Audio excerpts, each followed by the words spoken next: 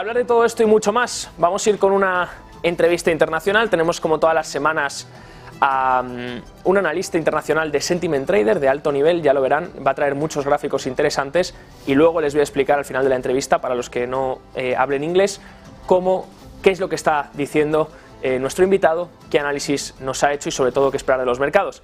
Vamos ya con Jay Kaepple, Senior Research Analyst at sentimenttrader.com. How are you, Jay? I'm doing well, thank you. Well, let's start to talk about the stock market. The last week we talked about the current rally. We're seeing quite a nice move in techs. So, well, also in international stocks, we have the first graph we have is the ratio between international stocks, right, and US stocks. What is happening? Why international stocks are rising while US stocks are quite quite lying, except, of course, the Nasdaq. So, right, the first chart that I have today, basically, historically, the U.S. stock market outperforms international indexes for 3 to 10 years at a time, and then it reverses. And then international outperforms the U.S. for 3 to 10 years. A lot of variability there. In this case, for basically the last 14 years, the U.S. has led international. And so what that first chart shows is an international index performance relative to the U.S. And you see for 4 years, the last 4 years are down, down, down. But at the far right, we see that it's starting to try to turn. And as I mentioned, after 14 years in one direction, the odds would seem to favor a move towards international stocks in favor of U.S. The U.S. can still rally, but if this continues, it's going to be a clue to investors, especially those of us here in the U.S., to start looking abroad for possibly better opportunities. So it's an important one to keep an eye on. Yes, very important, Jay. Very interesting also because as for now, the US was leading in the stock market, and this could be a very big shift during the coming. Could be a turning point. Yeah, during the coming years. Talking also about in the US about sectors. We have another chart showing the relative strengths between comparing technology versus energy. In 2022, we saw a big increase in energy while technology was falling. Right now, something different is happening, right? It's happening. Yeah, so the significance of this relationship, it tested this back to the 1920s, and historically when technology is outperforming energy, and that's basically the relationship versus like a 2-year moving average. When technology is outperforming energy, the S&P 500 has gained roughly 13% a year. When it's the other way around, when technology is underperforming energy, that return has only been about 3% a year. So it seems to hold a lot of weight towards the kind of returns we're going to get. And in this chart, the key thing to note is on the far right-hand side, this relationship seems to be turning back to the upside. So if this follows through, if technology continues to outperform energy, that's going to be an important clue, I think, to investors that this bull market may have legs. And if it turns around, then maybe we need to play some defense. So that's basically what this chart is telling me. Very interesting, Jay. So we keep an eye on the chart, and if it continues to go down, we'll keep an eye to be defensive, and then if it continues to rise, it will be a confirmation for this bull market. Another confirmation, Jay, could be also the positioning, right? We are seeing quite a lot of investors that even if the stock market is rising, even if the bull market is happening, they are still quite negative and bearish. What do you think about this? Well, so historically, people who trade stock index futures in very small lot sizes tend to be the most unsophisticated investors. And basically all that means is they're the most susceptible to the emotions of fear and greed. And that's basically a nice way of saying they tend to be wrong. So when they're very bullish, the market tends to do poorly, and vice versa. So this chart, it's a little difficult to understand at first, but the top line is the S&P 500 index, and the second line is a 50-week moving average of the position of these small speculators. And the lower that number goes, that means the more bearish they are, and as a contrary indicator, that is bullish. So the red dots indicate all the times in the last roughly 35 years when these small speculators have been bearish. And just from eyeballing it, you can see the stock market tends to do very well when they're bearish.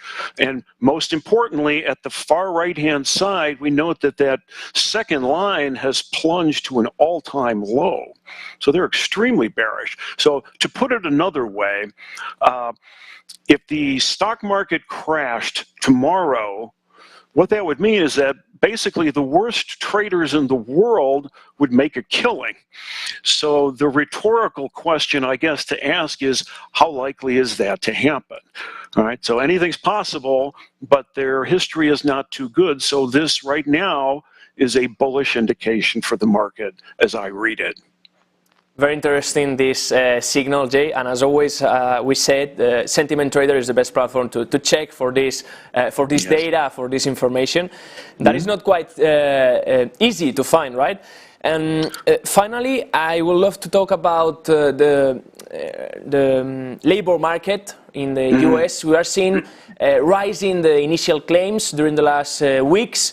Do you think the labor market is telling something interesting or something different? Well, yeah, I think it's possible. So we've seen a lot of bullish indicators in the last 6 months. So I'm basically net bullish at the moment, but it's always important to keep an eye on the horizon to see what could forestall the market. And nothing stops the market more than when it gets a whiff of a recession. And one of the best leading indicators I found of a recession is the temporary employee situation here in the U.S. So when a company starts sensing trouble, the easiest thing to cut costs if they have temporary employees is to lay them off. So this last chart shows the 12-month change in the percentage of, or the number of temporary employees. And the red boxes, what that shows you, in the past when this number has gone negative, it's so far been followed by a recession within the next 6 to 12 months, almost invariably, those gray vertical periods that you see. So on the far right-hand side, we see this number has gone negative again. So that's something I'm keeping an eye on. It's not a sell signal, it's not a time to panic, but it's definitely something to keep an eye on if it persists. We'll keep an eye on that also, Jay. As always, it's a pleasure. I recommend for everyone that it's in these charts to check for sentimenttrader.com to find this data. Thank you very much, Jay Kaepple, Senior Research Analyst at sentimenttrader.com. It's always a pleasure. Thank you very much. Despedimos a Jay Kaepple, inversor senior en esa plataforma, sentimenttrader.com, que es de donde saca estos gráficos, que es de donde se puede encontrar información valiosa como esta. Por ejemplo, vamos al primer gráfico. Primer gráfico que nos ha traído Jay Kaepple. ¿Cómo se están comportando el ratio de empresas internacionales versus empresas estadounidenses? Como puede ver, Jay Kaepple destaca en ese cuadradito el potencial subida que están teniendo las acciones internacionales con respecto a Estados Unidos, cuando normalmente eso no ocurre. Fíjense, desde antes del 2019 esa tendencia es que Estados Unidos ha liderado en cuanto a retorno al resto de acciones internacionales. Ahora está pasando lo opuesto, la fuerza relativa de las acciones internacionales lo está haciendo un poco mejor que las estadounidenses, por lo que dice Jay Kaepple, tenemos que vigilar por si acaso hay un repunte en este tipo de acciones internacionales que empiezan a liderar y las estadounidenses se quedan un poquito atrás. Una diferencia, un turning point, lo denominaba, un cambio drástico en ese sentido, porque entonces Estados Unidos no lideraría, habría que mirar acciones fuera, pues por ejemplo Japón, Europa, China u otros sitios. El segundo gráfico nos comenta fuerza relativa de dos sectores, tecnología contra energía.